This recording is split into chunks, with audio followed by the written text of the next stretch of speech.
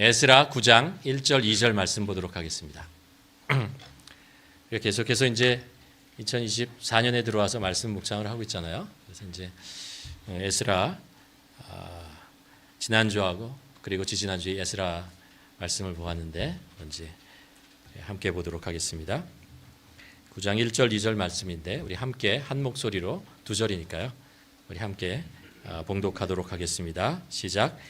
이 일 후에 방백들이 내게 나와 이르되 이스라엘 백성과 제사장들과 레위 사람들이 이 땅 백성들에게 떠나지 아니하고 가나안 사람들과 헷 사람들과 브리스 사람들과 여부스 사람들과 암몬 사람들과 모압 사람들과 애굽 사람들과 아모리 사람들의 가증한 일을 행하여 그들의 딸을 맞이하여 아내와 며느리로 삼아 거룩한 자손이 그 지방 사람들과 서로 섞이게 하는데 방백들과 고관들이 이 죄에 더욱 으뜸이 되었다 하는지라.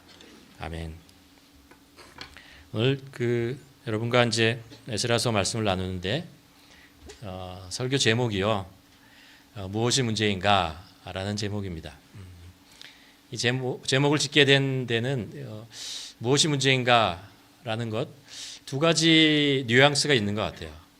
하나는 우리가 늘 하는 행동 있잖아요. 말, 우리가 살아가는 이 모습 속에서 무엇인가 이렇게 딱 브레이크가 딱 걸리면 이게 뭐가 문제지? 라는 질문을 하게 되잖아요. 근데 이게 뭐가 문제지 하는 게 이런 의미, 이런 뉘앙스가 있습니다. 하나는 이제 이게 뭐가 문제야. 다들 이제 하고 있고 그렇게 큰 문제 아니지. 괜찮은 거 아니야? 라고 생각하는 그런 의미에서 뭐가 문제지라고 얘기할 수 있고, 또 하나는 이제 이렇게 생각할 수 있습니다.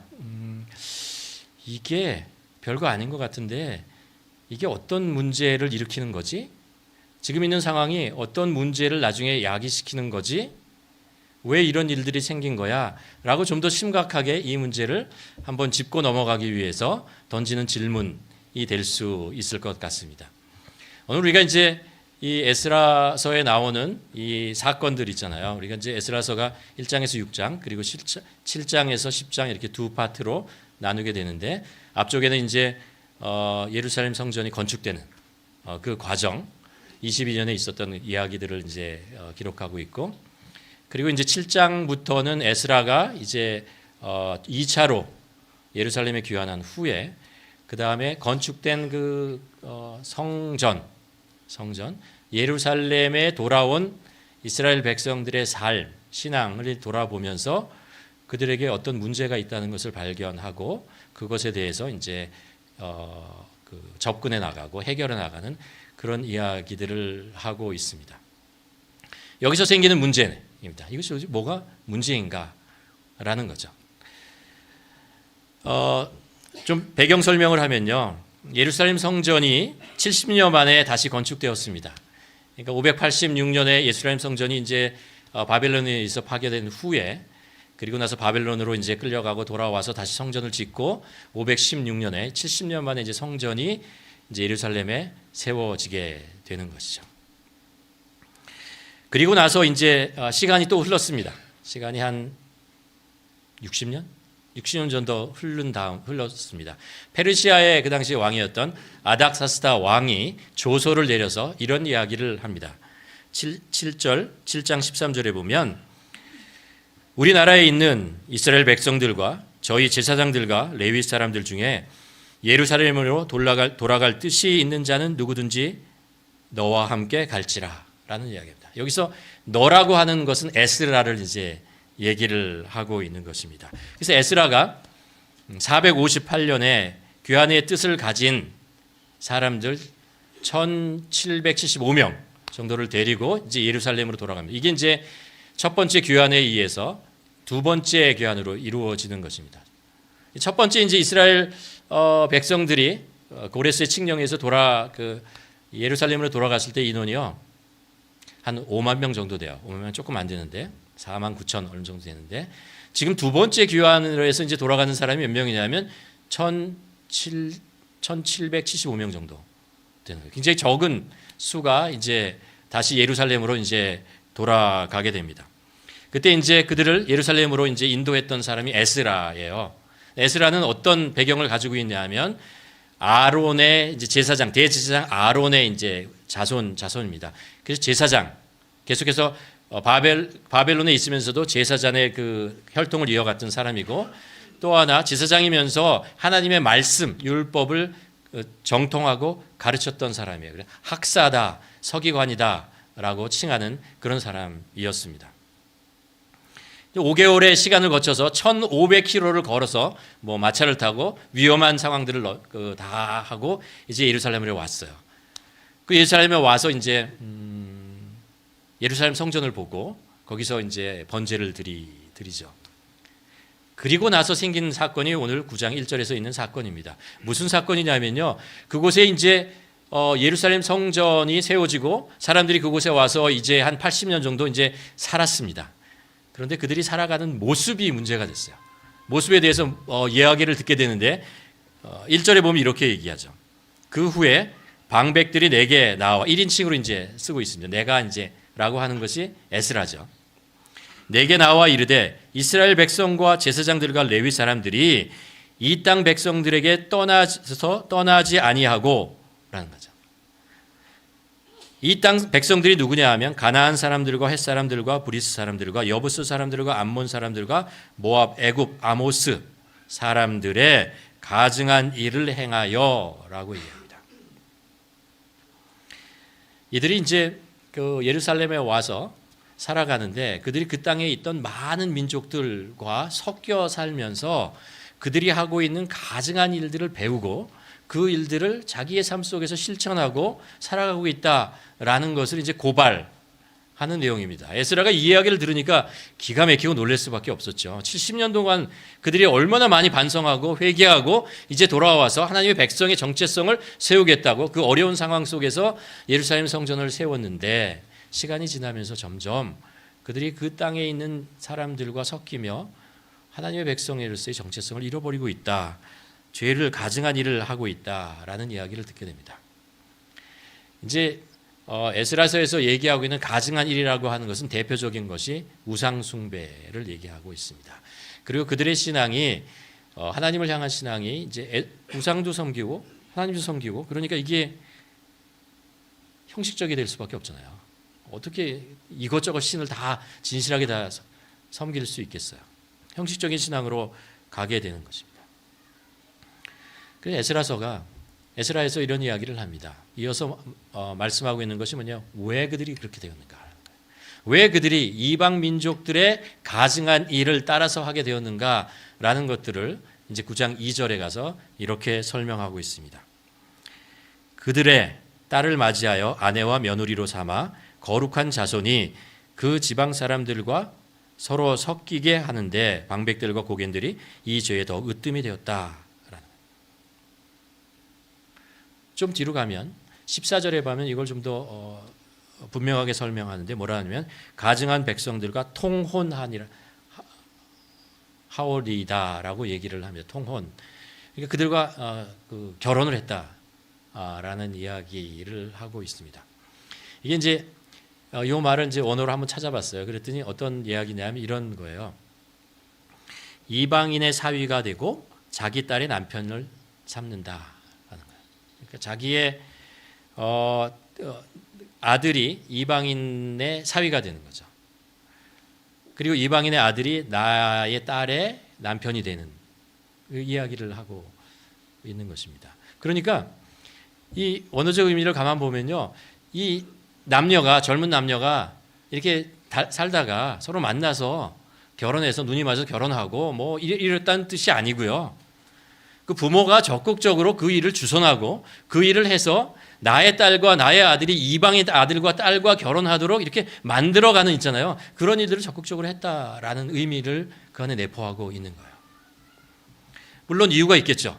이 땅에 잘 적응하게 하기 위해서, 잘 살게 하기 위해서, 그것을 통해서 어떤 삶의 뭐 이득이나 편한 것이 있어서 아마 그렇게 했을 것입니다. 그런데 이런 일들을 일반 백성들뿐만 아니라 제사장과 레위인들도 그 일들을 적극적으로 했다라는 말씀을 하고 있습니다.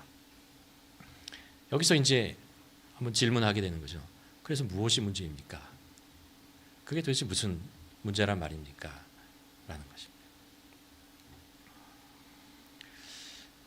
이 문제는 우리가 성경을 이렇게 찾아가면은 여러 군데에서 이것이 어떤 문제를 가지고 있는지 알 수 있어요. 성경이 이것에 대해서 어떤 것을 이제 지적하고 있는지 알 수 있어요. 먼저 이제 뒤로 한참 돌아가서 창세기 6장으로 가면 이런 이야기가 납니다. 가인이 범죄하잖아요. 그리고 세상에 나가서 막 살면서 이제 그 자손들이 이제 번성 막 늘어납니다. 그리고 이제 아벨이 죽고 나서 아담과 하와가 셋째 아들을 낳는데 셋이에요. 세 번째로 나서 셋이라는 뜻은 아니고 셋이라는 뜻인데 발음인데 아무튼 셋이에요. 근데 이 셋이 거룩한 하나님을 경외하는 아들이 돼요. 그래서 이 아들로부터 하나님을 경외하는 예배하는 다시 예배자로 돌아오고 그 이제 후손들이 씨들이 이제 한 그룹이 있는 것이죠. 그런데 이런 일이 발생합니다. 창세기 6장 2절에 보면 하나님의 아들들이 사람의 딸들의 아름다움을 보고 자기들이 좋아하는 모든 여자를 아내로 삼았다. 무슨 뜻인지 알겠죠? 그렇죠? 하나님을 경외하는 한 그룹의 백성이 있었고 하나님을 떠나 있던 그룹이 어디 가서 이렇게 만났는데 거기서 이제 아름다움을 보고 하나님의 딸들을 취하는 이런 일들을 하게 섞였다라는 거예요. 이것이 영적인 타락으로 이어진다는 것입니다. 그래서 창세기 6장 3절로 가면 뭐라고 기록되어 있냐면 이렇게요. 하나님의 영이 이들을 영원히 떠났더라라고 얘기를 하고 있습니다. 하나님이 그들이 그냥 결혼이 아니고 그들이 영적으로 타락하면서 하나님을 경외하지 않는 백성들로 변해갔다라는 이야기를 하고 있습니다. 좀 더 성경을 내려오면 신명기 7장에 가면 모세가 이스라엘 백성들에게 이런 경고를 합니다. 이제 이스라엘 백성들이 가나안 땅에 들어가면 벌어질 일에 대해서 너희가 이것을 좀 지켰으면 좋겠다라는 메시지를 전하는데 그게 뭐냐 하면 또 그들과 혼인하지 말지니 내 딸들을 그들의 아들에게 주지 말 것이요 그들의 딸도 내 며느리로 삼지 말라라는 경고의 메시지를 합니다. 왜냐하면 4절에서 이렇게 이야기하죠. 그가 내 아들들을 유혹하여 그가 하나님을 떠나고 다른 신들을 섬기게 한다. 그런 위험성이 있다는 거예요. 이방 신을 섬기고 이런 사람들과 결혼하면 생기는 문제에 대한 이야기를 하죠. 근데 이 이야기를 여호수아가 또 얘기를 해요. 여호수아 23장에 가면 여호수아가 이제 가나안 땅으로 들어가 있는 이스라엘 백성들에게 이제 이런 이야기를 하죠. 같은 이야기인데 그러면서 뭐라고 얘기하냐면 그들이 너희에게 올무가 되고 덫이 되며 너희 옆구리에 채찍이 되며 너희 눈에 가시가 될 것이다 라는 이야기를 합니다. 이스라엘 백성들이 가나안 땅에 들어가서 정착을 하죠. 사사시대를 맞이합니다. 사사시대 사사기 3장에 보면 이런 기록을 하고 있습니다. 그러므로 이스라엘 자손들은 하면서 이 민족들 있잖아요. 그들의 딸들을 맞아 아내로 삼으며 자기의 딸들을 그들의 아들들에게 주어 또 그들의 신을 섬겼느냐.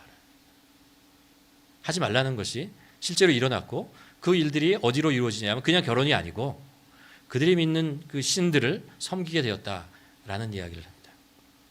우리가 왕정시대의 이야기를 합니다. 솔로몬 왕잖아요. 위대한 왕이지만 그가 했던 가장 문제가 잘못된 게 뭐였어요? 그들이 그 정치적인 이유 때문에 많은 이방에 있는 여인들을 아내로 맞이하게 되죠. 그래서 평화협정을 맺고 그것으로 인해서 어떤 나라의 부를 창출하는 그런 일들을 합니다. 그런데 그것이 이제 정략 결혼이니까 딸을 주면서 그냥 주는 것이 아니죠. 딸이 와서 왕비로 와서 그가 하는 일이 뭐냐 하면 자신이 섬기던 신을 가지고 오고 솔로몬은 그 아내를 위해서 자기 왕비를 위해서 그 신전을 세워주는 일들을 계속해서 했던 것입니다. 그래서 솔로몬 시대에 엄청나게 많은 산당들과 신전들이 이제 세워지게 되고 그런 일들이 발생하는 것이죠. 그리고 이제 솔로몬 이후에 나라가 쪼개지게 되죠. 북이스라엘에 가면 7대째 아합 왕 있죠. 아합 왕이 그 시돈 왕의 딸 이사벨과 결혼을 합니다. 근데 이 이사야벨이 결혼하면서 오면서 무시무시한 거를 가져와요. 그게 뭐냐면 그 유명한 바알 신을 가지고 옵니다. 바알신을 데리고 와서 바알신을 섬기는, 결국 북이스라엘은 바알신을 섬기는 그런 나라가 되어버리게 되죠. 근데 여기서 끝나는 게 아니고요. 아합 왕의 딸이 있어요. 아달랴라는 딸인데 그 딸이 남유다의 왕 여호람과 결혼을 해요. 그래서 이 아달랴가 또 그 바알신을 가지고 남유다로 옵니다.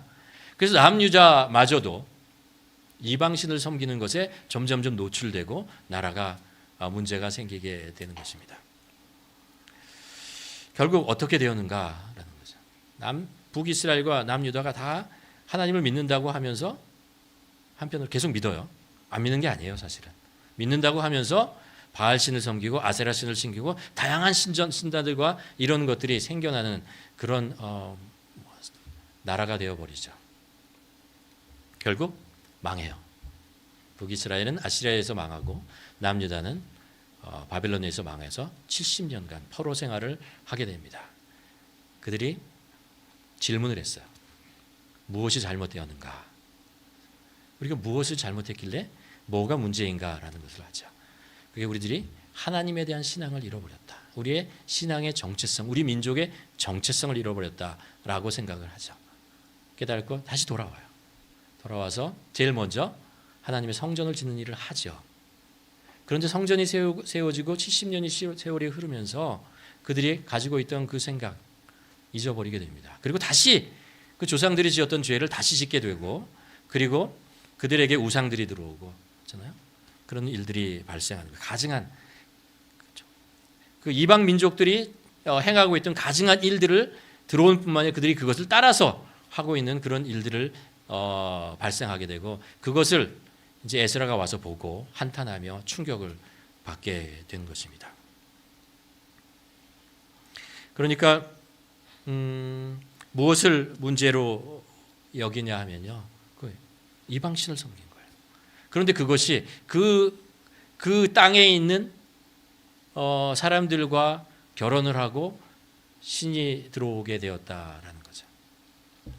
영적 타락으로 그것을 이어지게 됩니다. 이스라엘 백성들의 정체성이라고 하는 것, 중요한 게 뭐냐면 거룩하다는 거 아니에요. 구별되어졌다라는, 세상 사람들과 구별되어지는 것이다라는 것입니다. 이스라엘 백성들만이 가지고 있는 독특한 칼라가 있다는 거예요. 독특한 칼라가 있는데 그것이 그 땅에 있는 백성들과 섞이게 되는 거예요. 그래서 그 칼라, 그것을 점점 잊어버리게 되는 그런 것입니다. 이것이요, 이스라엘 백성들은 이제 우리는 파란색이야라고, 이방 민족들은 노란색, 빨간색, 주황색 있는데 우리가 섞여 살았어. 그래서 섞여 살지만 나중에 가서 나의 색깔은 파란색이니까 이렇게 골라낼 수 있어. 이런 이야기를 하고 있는 것이 아니고요. 나는 원래 파란색인데 섞이면서 색깔이 이상한 색깔이 나왔다는 거예요. 현대말로 하면 유전자 변형이 생겼다는 거예요. 그래서 골라내려고 했더니 골라낼 수가 없어요. 어디가 하나님의 백성이고 이스라엘 백성은 어디가 이방 민족인지 구별이 되지 않는 거예요. 북이스라엘이 아시리아에 의해서 멸망하잖아요. 멸망하고 그들은 어떻게 되냐 하면요, 아시리아에서 의도적으로 다른 민족들, 정복한 민족들을 그 사마리아로 데리고 와서 거기서 완전히 민족을 섞어버립니다. 정체성을 완전히 없애버려요. 그래서 나중에 내가 어느 나라 민족이야? 라고 얘기할 수가 없는 상황이 됩니다. 그들이 믿는 신들도, 그들의 가치관도 모든 것이 다 섞여버린 상태가 되었습니다. 그에 반해서 남유다에 있던 이스라엘 민족은 나라가 망했어요. 그래서 그 땅에서 살지 못하고 바벨론으로 가게 되었어요. 남의 땅에서 바벨론에서 70년 살지만 그들은 하나님의 백성의 정체성을 지켜냈어요. 그리고 다시 돌아왔어요. 그래서 예루살렘에 와서 그 정체성을 가지고 살아갈 수 있었던 것인데, 정작 자기의 땅으로 돌아와서는 그 정체성을 잃어버리는 것입니다. 하나님의 백성의 정체성을 잃어버리고 있는 일들이 생기면서 그냥 잃어버리는 것이 아니고 우상을 섬기고 가증한 일을 행하는 그런 주위에 있는 민족들과 별 다를 것이 없는 그런 사람들이 되었다라는 것을 얘기하고 있는 것입니다. 이 말씀을 우리가 이제 현대 우리가 겪고 있는 문제로 가져와서 한번 생각해 보면, 우리는 지금 살고 있는 게 다민족 사회에 살고 있습니다. 그렇죠? 다른 민족과 결혼하고 뭐 이런 것이 전혀 뭐 이상하지 않고 그런 사회에 살고 있습니다. 그런데 현대 사회에서 겪는 비슷한 현상의 문제가 뭐냐면 혼합주의라고 하는 거예요. 혼합되어 있다. 이제 영어로 싱크로티즘이라고 하는 건데 그 신앙인의 삶이나 신앙의 혹은 공동체가 이런저런 세상의 것들이 들어오고 섞여서 신앙의 순수성과 그 능력을 잃어버리는, 혼합되어 버리는 그런 것입니다. 혼합주의에 대해서 한 3가지 정도 한번 생각해 볼 수 있을 것 같아요. 하나는 종교, 첫 번째는 이제 종교 혼합주의라고 하는 거예요. 종교가 혼합되어지는 거죠. 그것을 이제 한 가지 중요한 예가 뭐냐면 종교 다원주의라고 하는 거죠. 위키피디아에 보면 종교 다원자를 이렇게 정의를 합니다. 사회에 공존하는 종교적 믿음의 체계의 다양성을 인정하는 태도와 원리를 말한다. 절대적인 진리의 배타성보다는 다양성을 인정하는 점에서 포스트 모더니즘의 전형적인 종교 철학이다.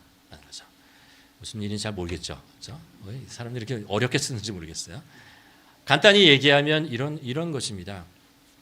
이 종교, 저 종교, 다 종교인데 다 똑같은 종교이다라고 생각을 하는 것입니다. 다만 각자 모든 것이 다 구원에 이르고 뭐 극락에 가든 뭐 어디를 가든 다 가는 것인데 다른 형태를 가지고 있는 것이고 그것을 다 인정하면서 살아야 한다라는 이야기를 하는 것입니다. 다 받아들이라. 그것이 포스트 모노니즘의 우리가 살고 있는 사회의 그 사상 체계이니 그것을 받아들이는 것이 당연하다라는 것을 얘기하고 있는 것입니다.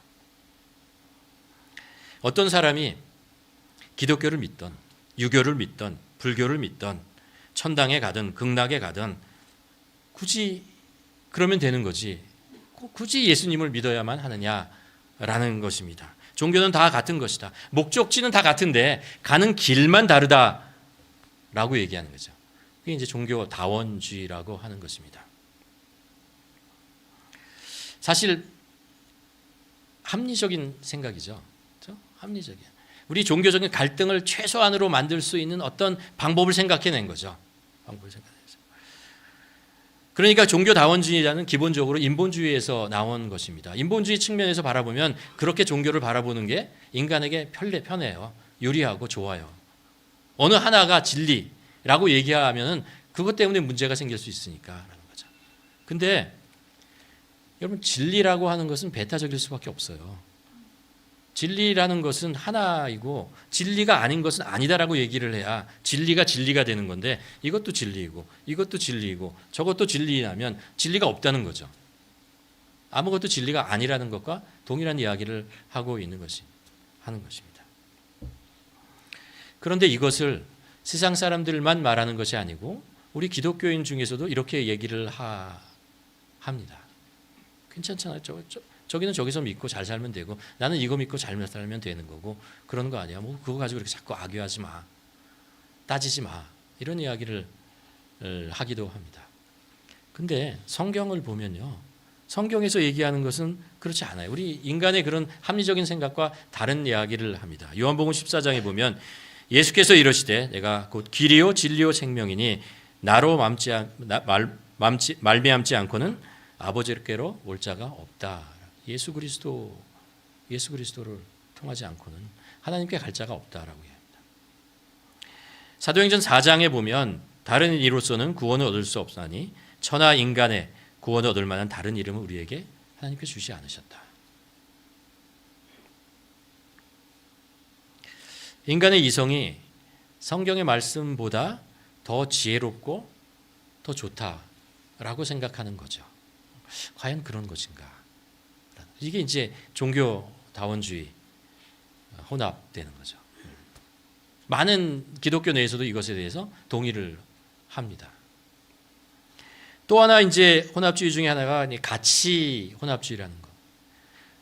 우리가 성경을 통해서 배우고 알고 있는 그리스도인의 하나님의 백성 자녀의 가치라는 것이 있어요. 중요하게 여기는 것이 있죠. 그리고 세상을 살아가는 사람들이 있어요. 그 사람들이 세상 속에서 살아가기 위해서 중요한 가치, 중요한 것들이 있어요. 근데 이게 꼭 같느냐, 같은 것도 있지만 같지 않은 것들이 굉장히 많아요. 그런데 우리가 살다 보면 이게 혼합되어져서 그리스도인은 우리가 성경을 통해서 중요하다고 생각하는 가치가 있는데 이것도 중요하고 세상에서 말하는 그것도 중요하고 이것도 없고 저것도 없고 이것을 위해서 살고 저것도 위해서 살고 이것도 취하고 저것도 취하고 살려고 한다라는 거예요. 그게 이제 가치 혼합주의라고 얘기하는 거죠. 예수님께서 말씀하신 것처럼 있잖아요. 우리가 하나님과 재물을 같이 섬길 수 없다. 한번 생각해 보라는 거예요. 왜냐하면 이것이 추구하고 나가는 가치와 이것이 추구해 나가는 가치가 다르기 때문에 그래요. 이게 같이 나갈 수가 없어요. 우리가 지난주에 이런 말씀을 나눴잖아요. 우리가 만일 이 세상에서 정말 소중하게 여기는, 중요하게 여기는 것이 돈이나 물질이라고 하는 건데 이 물질이라고 하는 것보다 더 나은, 더 뛰어난, 더 좋은 가치를 발견하지 못하면 우리는 물질을 위해서 살게 되고 물질의 노예가 됩니다. 그렇죠? 왜냐하면 그게 가장 중요한 거니까 그것을 위해서 살아야죠. 당연히 그것을 위해서 살아야죠. 그것이 나에게 진정한 생명을 준다고 한다면 우리가 이 세상에 살아가는 이 세상에 나를 가장 행복하게 만들고 나를 가장 소중하게 만드는 거라고 생각하면 그것을 위해서 살아야 하는 것이죠. 그러나 그리스도인은 누구냐 하면 세상에서 가장 중요하다고 생각하는 그 가치보다 더 소중한 가치가 있다는 것. 그것을 발견한 사람들이죠. 그게 예수 그리스도죠. 예수 그리스도를 통해서 우리에게 생명이 오고 예수 그리스도를 통해서 우리가 이 세상에 살아갈 진정한 가치를 찾을 수 있다라는 거죠. 그래서 우리가 예수 그리스도를 위해서 살 거죠. 한번 생각해 보세요. 만약 우리가 예수 그리스도를 믿지 않는다면 여러분 무슨 가치를 위해서 살겠습니까? 무엇을 위해서 살겠습니까? 세상에 과연 우리가 이거는 정말 우리가 목숨을 걸고 한번 쫓아가고 얻어야 된다는 그런 가치가 여러분 있다고 생각하십니까? 저는 아무리 생각해도 없어요. 생각하면 생각할수록 우리가 만일 예수 그리스도가 아니면 이 세상 속에서 가치 있게 삶을 살아갈 만한 그런 것이 없어요. 없어요. 모든 게 허무하다는 생각을 합니다. 그렇게 노력하고 그렇게 애쓰고 그렇게 힘든 것들을 참아가면서 할 만한 그런 가치가 도대체 무엇이냐라는 거예요. 무엇이냐 말이에요. 다 일시적인 기분과 일시적인 즐거움을 주는 것 외에는 할 방법이 없어요. 결국 그것을 일시적으로 나에게 즐거움을 주고 기쁨을 주는 것을 위해서 시간마다 그렇게 살다가 가는 것이 인생. 그냥 그거지 뭐 라고 체념하고 사는 수밖에 없을 것 같습니다. 여러분 우리가 그리스도인으로 가지는 가장 큰 가치가 무엇이라고 생각합니까? 우리가 삶에서 가장 소중하게 우리가 중요하게 여기는 가치 예수 그리스도라고 말씀드렸는데 그분을 통해서 우리에게 온다고 했는데 그것이 뭐냐 하면요 거룩이에요. 거룩함이라는 거예요. 거룩함이라는 것이 뭐 홀리하고 뭐 이렇게 이런 개념이 아니고요. 거룩하다라는 것은 어떤 의미냐면 하나님의 말씀대로 살아가는 모습을 거룩하다고 하는 거예요. 왜냐하면 세상에 많은 사람들은 세상에서 주는 그 사상과 그렇죠? 세상의 철학과 그것의 속에서 자신의 가치를 만들어내고 그대로 살아가요. 그렇죠? 세상에서 가르치는 대로 거기서 중요하다고 생각하는 것을 위해서 살아가는 것이죠. 그런데 우리는 무엇이냐면 성경에서 하나님께서 우리에게 말씀해 주시는 가장 소중하고 우리 인생에 중요하다고 생각하는 것 그것을 붙잡고 그것을 위해서 살아가는데 그게 뭐냐면 거룩하다는 거예요. 거룩하는 거예요. 하나님의 말씀 속에서 살아간다는 뜻이에요. 그럼 성경을 한번 보시면 하나님의 백성들에게 하나님께서 원하시는 삶의 모습들이 있어요. 근데 그게 그렇게 특별하지 않아요. 십계명의 내용을 가만 생각해 보세요. 그게 뭐 그렇게 특별한 것들이 그런 것이 있는 것이 아니에요. 그냥 인간이 인간으로서 마땅히 살아가야 되는 그런 이야기들을 우리에게 가르쳐주고 있어요. 물론 인간이 그 뒤에 거기에다 또 자기 생각을 집어넣고 막 그래서 장로의 유전을 만들고 뭐 이래 가서 복잡하게 율법을 만들어서 그렇지 사실은 율법의 정신이나 이런 것을 보면 그리고 예수님께서 마태복음 5장에서 7장 사이에 산상수훈에서 말씀하신 그 이야기를 하나하나 들어가면 하나님 보면 당연히 그렇게 살아야죠. 당연히 그렇게 사는 게 인간의 모습이죠. 하나님은 우리들에게 그렇게 무리하게 무엇을 하라고 이렇게 뭐 대단한 성인이 되라고 요구하지 않으시는 것을 그냥 하나님의 창조의 질서 속에서 서로 사랑하면서 죄를 짓지 말고 하나님을 사랑하고 이웃을 사랑하는 것으로 삶의 기쁨을 누리고 살라라고 우리들에게 가르쳐주고 있어요. 이 거룩이죠. 그것이 우리의 삶의 목표라는 거예요. 성공을 하거나 무엇을 얻거나 이런 것이 우리의 삶의 목표가 아니라는 것이죠. 또 하나 우리가 혼합주의, 우리 현대에 우리가 겪고 있는 것이 문화 혼합주의인 것 같아요. 세속화되는 거죠. 구체적으로 우리가 살아가는 모습을 보았을 때 우리가 그리스도인으로서 세상 속에서 있잖아요. 세상 속에서 정말 우리에게 여기가 그리스도인이라는 아무런 배지가 없어요. 그냥 살아가는 거예요. 똑같은 세상 사람과 똑같은 옷을 입고 똑같은 직업을 가지고 세상을 살아갈 때 우리가 살아가는 삶의 태도, 모습, 우리 직장이나 사람의 관계나 아니면 가정이나 우리들의 모습과 세상 사람들이 살아가는 모습이 같은가? 다른가? 구별할 수 없는 것인가? 그리스도인이 가지고 있는 독특한 향기가 있어요. 왜냐하면 예수 그리스도께서 우리 안에 계시기 때문에 예수 그리스도의 향기가 우리 안에 자꾸 조금씩 뭐 완벽하게 나오진 않겠죠. 그렇죠? 그러나 세상 사람들에게 없는 그 향기가 우리들에게 이렇게 나오게 되죠. 세상 사람들이 이제 그 기독교인을 볼 때 두 가지 반응이 있는 것 같아요. 하나는 이제 이런 거죠. 그 어떤 사람이 이제 살아가는 모습을 보고 그리스도인이 나중에 그리스도인인 줄 알았어요. 와, 저분이 그리스도인이었구나.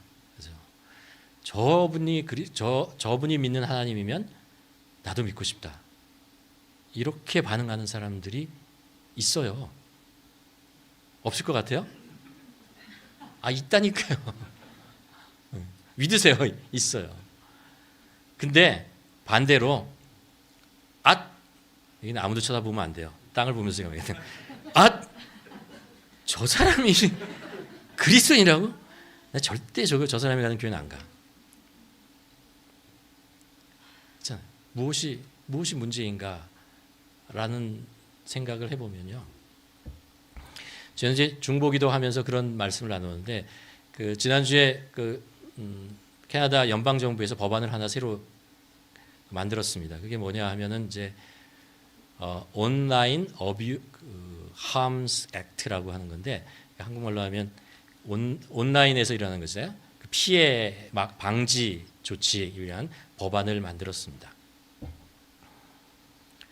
온라인이 뭐가 문제예요? 그렇잖아요. 거기에 이제 온라인 우리가 좋잖아요. 많은 것들 정보를 얻고 즐거운 것도 있고 좋은 정보도 있고 많은 것들이 있잖아요. 근데 그게 무슨 문제야? 문제가 생긴다는 거예요. 특별히 어린아이들에게 미성년자들에게 그 온라인을 통해서 너무나 안 좋은 것들이 너무나 많이 퍼져나가니까 캐나다 정부에서 이거 안 되겠다라고 이걸 어떻게든 막아야겠다 그래서 법안을 만들었다는 거예요. 그래서 거기에 7가지 구체적으로 어느 분야에 문제가 생기는 것이 있는데 이것을 막겠다라는 거예요. 막겠다라는 거예요. 근데 우리가 거기서 온라인을 통해서 우리 청소년들이 겪고 있는 문제들이요. 우리가 상상하는 이런 일이 온라인에서 일어나 이런 일들도 굉장히 많아요. 폭력부터 시작을 해서 온라인을 통해서 미성년자들을 유혹해서 자기가 원하는 것을 갈취해내는 것뿐만 아니라 온라인을 통해서 자살 사이트가 생기고 전쟁 사이트가 되고 폭력 사이트를 통해서 아이들을 있잖아요. 미성년자들을 피해를 준다라는 거예요. 정부에서 이걸 도저히 놔두지 못하겠다라고 하면서 법안을 만들어낸 것입니다. 우리가 문화라고 하는 것은 호흡과 같습니다. 공기와 같아요. 우리가 호흡하면서 들어왔다 나가요. 누가 문화를 막을 수가 있겠어요? 담을 쌓을 수 있는 것이 아니에요.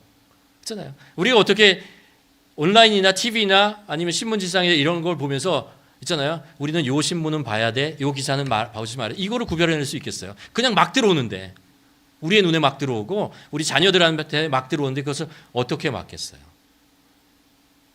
그것은 우리가 분별력을 갖는 수밖에 없어요. 각자가 분별력을 갖는 게 없어요. 정부에서 이것을 법안을 만들지만 아시겠지만 법보다 범죄가 늘 지능적이고 위에서 있어요. 어떤 방법으로 들어올지 모르고 그것이 미성년자뿐만 아니라 우리들에게도 어떤 영향을 줄지 누가 알겠어요. 나의 제 사상과 나의 그 행동에 어떤 영향을 줄지 어떻게 알겠어요. 우리는 질문을 해야 봅니다. 이게 무슨 문제이지? 질문을 해야 됩니다. 끊임없이 질문을 하며 살아가야 한다는 것이죠. 마태복음 5장 14절을 보면 너희는 세상의 빛이라 산 위에 있는 동네가 숨기지 못한다. 그리스도인은 구체적으로 살아가는 모습이 세상 사람들과 다르다라는 게 빛이다라는 거예요. 빛에 어떻게 빛이 비치는 것을 막을 수 있겠는가라는 이야기죠. 근데 예수님께서 이제 그 전에 이런 말씀을 하죠. 너희는 세상의 소금이니 소금이 만일 그 맛을 잃으면 무엇으로 짜게 하죠? 후에는 아무 쓸데없이 다만 밖에 버리어 사람들에게 밟힐 뿐이다. 우리가 그리스도인의 세상에 살아가는 거 쉽지 않아요. 생존하는 것조차도 힘들 수가 있어요. 그러나 다시 한번 생각해 보면 예수님께서 우리 안에 계시고 성령님이 우리 안에 계시고 우리를 예수 그리스도를 닮아가는 자로 만들어 가십니다. 그것이 우리가 교회에서 안에서뿐만 아니라 우리가 살아가는 삶의 현장 속에서 여전히 예수님께서는 우리와 동행하시고 우리를 그렇게 변화시켜 다르게 만들어 가신다는 거예요. 그걸 받아들여야 돼요. 받아들이고 그것에 순종하면서 살아야 합니다. 우리는 다른 향기가 나고 다른 맛이 나요. 우리 안에 예수 그리스도의 빛이 있다는 거예요. 우리 삶이 세상 속에서 사람들과 구별되어지고 세상 사람들과 다른 것에 대해 구별되어지는 것에 대해서 이상하게 생각할 필요가 없어요. 이거 힘들죠. 불편할 수가 많이 있어요. 근데 우리는 그렇게 됐으니까 그것을 받아들이고 살아야 한다는 거죠. 우리가 세상 사람들과 동일하게 자꾸 생각하고 에이 세상 사람들이 다 하는 건데 내가 이걸 왜 못해? 나도 할 수 있지 라고 생각하면 그때부터 문제가 생긴다는 거예요. 그렇게 질문하는 게 이게 뭐가 문제가 되는 것인가? 하나님의 백성으로서 이 땅에 살아가는데 빛과 소금의 역할을 살아가는데 뭐가 문제가 되는가? 내가 이것을 해야 되는가? 하지 말아야 되는가? 라는 것들을 생각하는 것. 그것이 우리가 이 세상 속 세속화되는 이 세상 속에서 하나님이 우리에게 거룩한 자로 부르시는 것, 그리스도인으로 살아가는 우리에게 중요한 그 터닝 포인트, 어떤 분기점에 서 있게 된다라는 것입니다. 만일 우리가 에이 그렇지 뭐 다 이게 뭐가 문제야, 다 하는 건데 이렇게 생각하면 우리는 섞이는 거예요. 그냥 가는 거예요. 그러나 이거 무슨 문제이지? 라고 앉아서 심각하게 한번 생각해 보면 우리들에게 세상과 섞이지 않고 하나님의 거룩한 백성으로 우리를 인도해 가는 중요한 질문이 된다는 것입니다. 그래서 오늘 말씀을 보면요.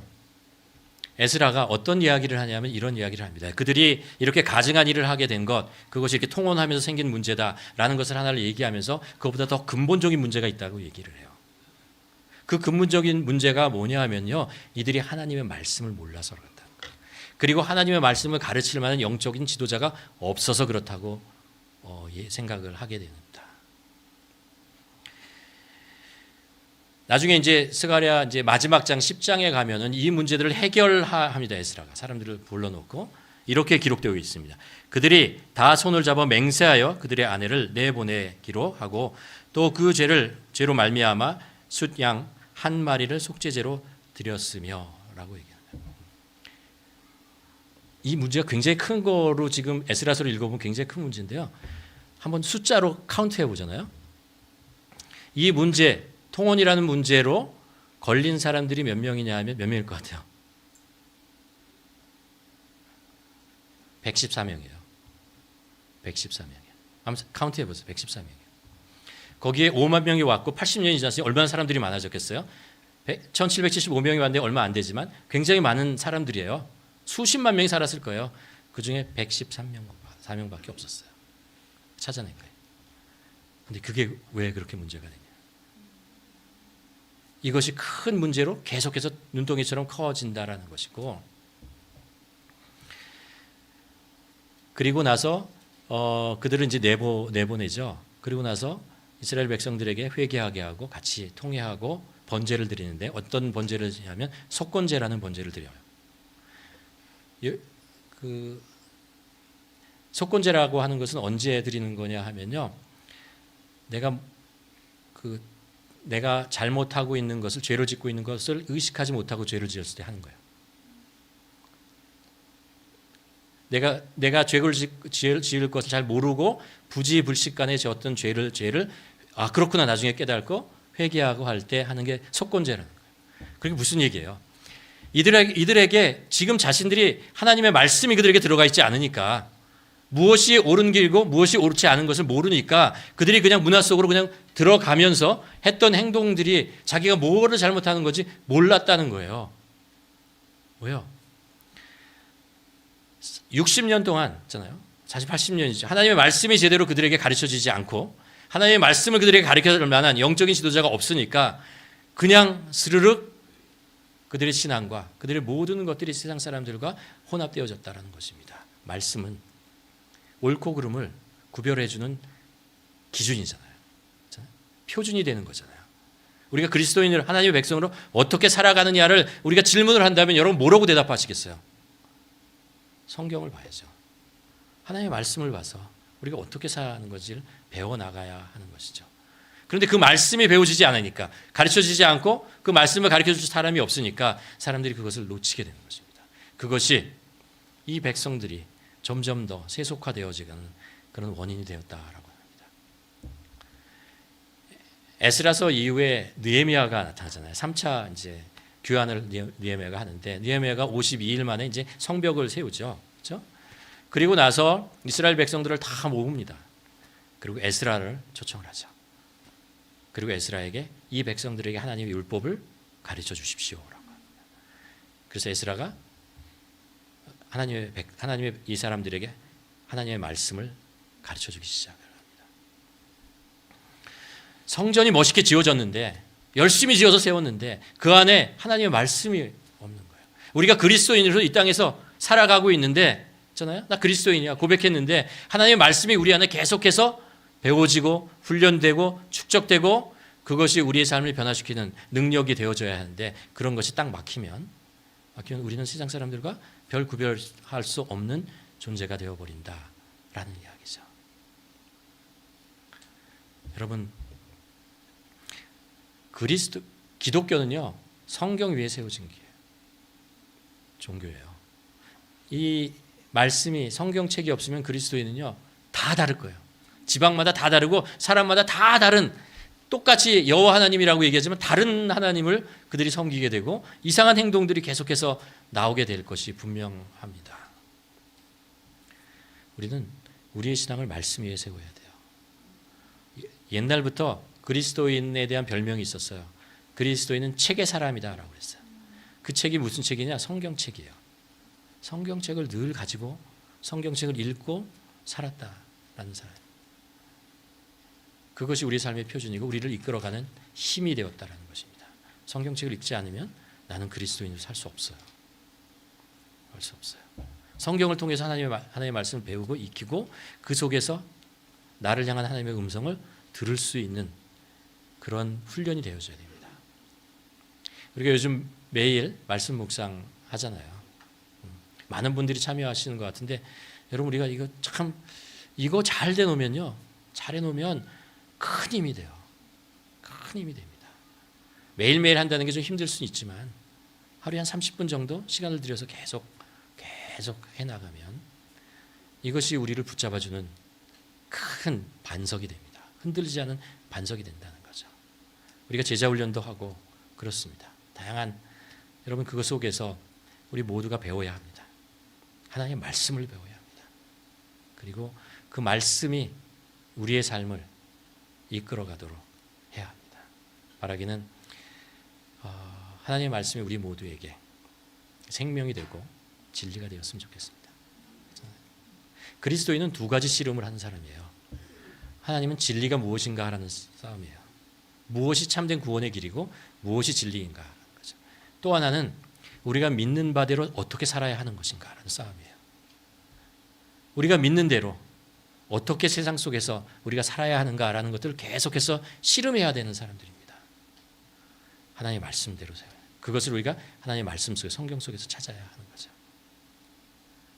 계속해서 하나님의 말씀이 우리의 진리가 되고 우리의 삶의 능력이 되고 길잡이가 되는 것을 경험하는 우리 모두가 되기를 주님의 이름으로 축원합니다. 기도하시겠습니다. 이 시간에 한번 기도했으면 좋겠습니다. 우리의 신앙 속에 무엇이 문제입니까? 우리가 살고 있는 이 세상 속에서 우리가 그리스도인으로 사는데 어떤 문제를 가지고 있습니까? 어떤 것에 걸려 넘어지게 됩니까? 무엇이 우리를 힘들게 만듭니까? 아니면 무엇이 우리를 유혹하고 있습니까? 무엇이 문제입니까? 혹시 우리가 너무 쉽게 그게 무슨 문제야 라고 그렇게 생각하며 살아가고 있는 것은 아닌지, 우리가 말씀을 비추어서 그게 이런 문제구나 라는 것을 깨닫고 하나님의 말씀대로 살아가는 저희들 되게 하여 주시옵소서. 그래서 세상 속에서 섞여서 아무 향기도 없고 아무 빛도 내지 못하고 아무 맛도 맺지 못하는 그런 존재가 아니라 예수 그리스도의 향기를 내고 진리의 빛을 나타내며 그리고 짠 소금의 맛을 낼 수 있는 우리들의 삶이 되게 하여 주시옵소서. 우리 함께 기도하도록 하겠습니다.